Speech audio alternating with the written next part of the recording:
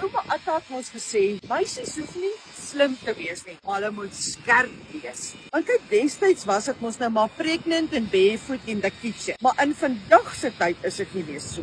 Kyk, is soos wanneer 'n speedkop jou stop net. Dan gaan dit nou nie help. Hy vra nie vir jou graad nie, hy vra jou lisens. En dan moet jy nou so skerp wees om te negotiate soos 'n blou marlyn aan 'n monofilament 80 pond lyn. Man, en wie jy toe ontdek ek hierdie juweel. Check op, hy het 'n skerp kant en 'n sterk kant. In Engels noem hulle hom 'n star en 'n flat. Nou, in die oggend as ek wakker word, kyk ek na my dagbeplanner. Dan dink ek nou so by my selfers, watter punt het ek nou nodig om dit tot aan die einde van my werksdag te maak? Ek sien jy lyk vir my bietjie verward. Byvoorbeeld, as ek nou die oggend moet gaan beding vir 'n verhoging, dan sit ek die sterretjie kant in. Dat ek nou kan onthou ek moet vriendelik, vrolik, lighartig, selfs bietjie kruiperig wees, want onthou ek gaan nou onderhandel vir 'n verhoging. Kyk, as jy 'n dame is byvoorbeeld, wil jy nou ook nie te skerp wees nie. Jy weet, jy wil nou nie lyk of jy net stekerig van skerperigheid kan wees nie. Jy wil ook sag, vroulik, medelewend wees. Dan sit jy maar weer die sterretjie kant na bo. Jy weet, want anderster dink hulle jy's so skerp, jy's heeltyd net soos 'n ouerige dame met PMS en menopause. Maar kyk, daar's dan nou tye wat jy skerp moet wees. Soos toe daai Driekus toepastrine, toe hy Asanja ouetjie daar op die vloer vasgepen het. En toe's daai Asanja so skerp uitgetap in plaas van hom te insert. Of jy weet, soos wanneer eet sy bek, daai ouens so gryp en dan lag hy en kyk hulle in die oë en sê vir hulle, julle weet nie om te braai nie. Of hulle die minister van landbou aangestel het. En sy naam is klaar John, soos in John Deere, en Steenhuis soos in Ferguys. Ja, dis nou skerp.